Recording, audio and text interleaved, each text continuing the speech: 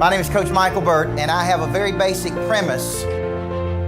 I believe everybody needs a coach in life. I like to do one of my favorite shows called Good Coach, Bad Coach, the secrets that great coaches know that the other coaches never figure out. I believe a monster producer is a legendary creature that combines multiple skill sets to dominate a market. Coach Micheal Burt, the super coach, every week coming into your life to multiply your life and your money and your business. You know, this week was a very interesting week for us because I did the circuit of New York City, and I am big on creating a point of view that other people are interested in hearing. So my media guys said, we've got you on Good Day New York, which could be seen by 1 million plus people, and they want to talk about your new book, Everybody Needs a Coach in Life. So it created this eustress, right? This good stress. And so I told my wife, let's go to New York City a couple days early, because what good is it to have a business if you never get to have any pleasure, if you never get to enjoy yourself? So on the first stop, we went to the Marriott Marquis, and we ate at the 43rd. It's up on the high level, and it rotates around, and it's such a great experience. He's been coaching since he was a little kid. In fact, he was the head coach of the largest high school in Tennessee at the age of 22, and he's been life coaching for about 8 years now. He's really good at getting the best out of people. Welcome to Good Day New York, Mr. Burt. Thank you. Glad to be here. So, Coach, why do we all need a life coach? Why is it important? Well, we all hit ceilings of complexity, and I say we can't see the picture when we're inside the frame. Is that we're either dynamic or we're static or we're entropic. And a lot of people get static or stuck or in a rut, and they need another person who has a specialized skill set who can really help them break through that ceiling. Being on a show like Good Day New York is a lot of pressure because it's live. You know, lots of people are watching. You know the residual. And they had prepped me for certain questions that they were going to ask me. So I was studying my questions, my responses. I have media coaching. And then they didn't ask me one question that I was prepared for. And what I mean by prepared for is prep for. I was prepared for the interview because you spend your whole life preparing. And when you get opportunities, so muscle memory kicks in. So they asked me questions about why people needed a coach. And then my muscle memory kicked in. I didn't even remember what I said. I had to ask my wife. I said, I don't remember what I said. I have to go back and watch the interview to remember what I told them. Because it was natural. It was so many years of coaching people. I've heard that you've worked with companies like Dell before, where you go in there and you motivate the employees. Mm-hmm. More and more companies are hiring life coaches. It's kind of fascinating to those who've never really had that.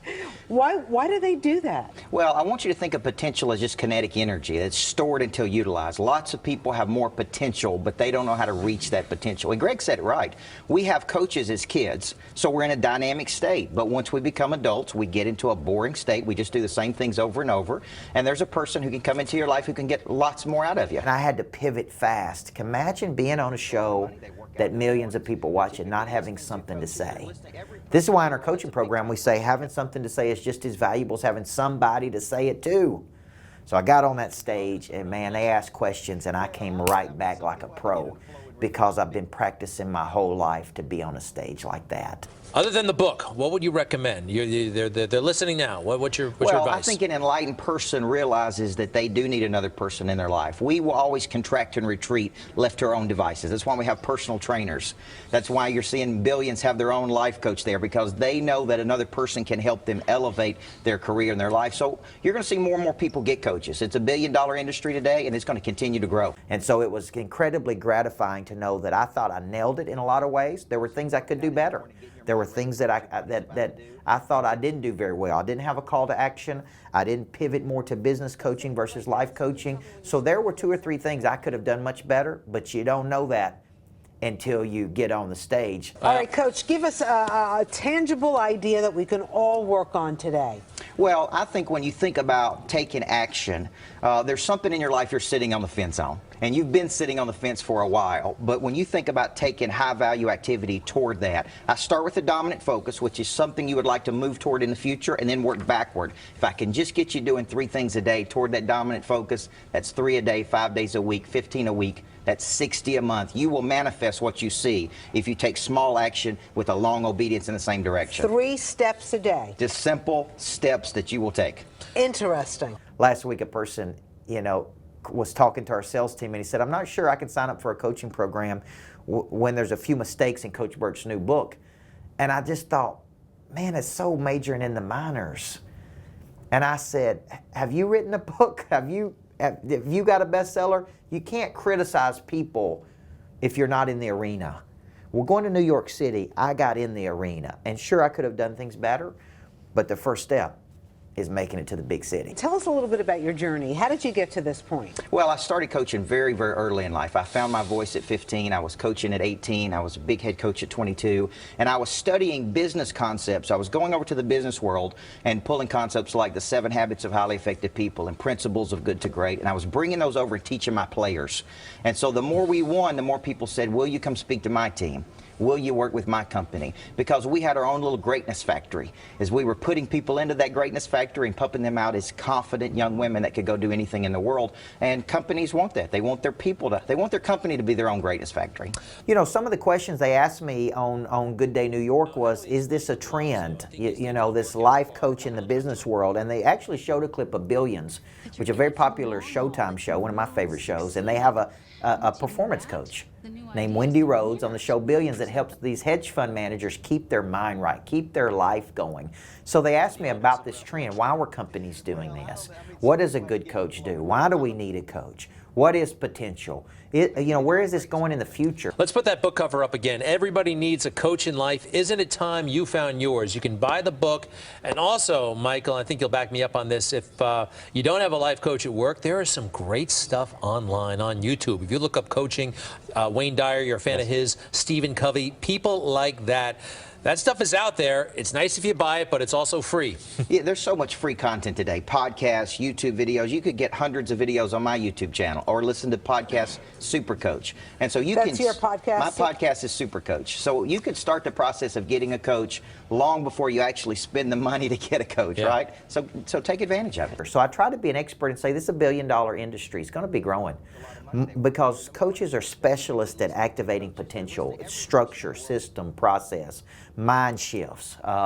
You know, so these are questions that they were asking me, like, what does a good coach do? Why do we need it? Why are companies doing it? What are the trends? What happens if a person wakes up and is miserable in their job, which a lot of people are, right? All right, let's take Joe in accounting. He's frustrated and he's not getting along with his boss, and you know what I mean, he thinks he could be doing more for the company than he's doing. What would you tell Joe? Well, Joe may be on the wrong bus. You know, when you think about it, I tell every person they have to be in an environment they can thrive in. And most people, percentages tell us about 67% of our population in the United States are disengaged with their work. They're not using their talent. They don't know what their talents are. They don't know how to distribute those talents through the distribution channel of their work. And so they're getting up and going through the motion. They're getting their satisfaction off the job. But the average person is going to spend 35 to 50 years of their life working. So they need to find an environment they can thrive in, where they can use those talents, distribute those, and feel really good about it. So I was able to pivot. I should have said I'm a business coach that helps people become bigger than themselves. How do you make you bigger than you? How do you scale you through this $1 million machine and all these processes and systems and structures? But those are the kind of questions they ask, which are great questions. So there's something to like getting in the huddle, revving yourself up with something that's motivational, and going out there and getting it. Yeah. How you start the day is important. If you study the percentage of people that make a lot of money, they work out in the mornings. They're typically listening to coaches. They're listening. Every person in the world that's a big-time person has someone coaching them in their life to break through that ceiling. So when you go in there, you got to assume the average person watching doesn't know why they need a coach in their life. You got to reduce it to the ridiculous and say, this is why you need another person in your life that can help you bust through your static ceiling with system and process and structure. When we know better, we do better. And that's really was my point, is everybody needs a good coach in life. Now, how do we explain de Blasio? I think he's taken the workout part a little bit to an extreme. He's the mayor. He works out at like 10 in the morning, and then he moseys on into the office at around lunchtime. Well, I mean, some people have to get in a flow and rhythm. I'm a big person for working out in the morning, getting your mind ready for what your body's about to do, and getting started by listening to some good things. And that will shift. If you'll have a change of state first thing in the morning, you'll have a much better day. And also saying the right thing. Somebody tell me when you start the day saying thank you, rather than, oh, I can't believe I got to get up at 4:30 in the morning. Yeah, I heard this. Oh, God, it's morning. How about this? Oh, God, it's morning. Right. Like that's... Yeah. All right, you're on board with that. Well, look, you're the expert. Micheal Burt, a privilege to meet you, the super coach. Everybody needs a coach in life. Isn't it time we found ours? I like it. There. So nice to meet you. Thank you so much. Congratulations. Thanks for having me.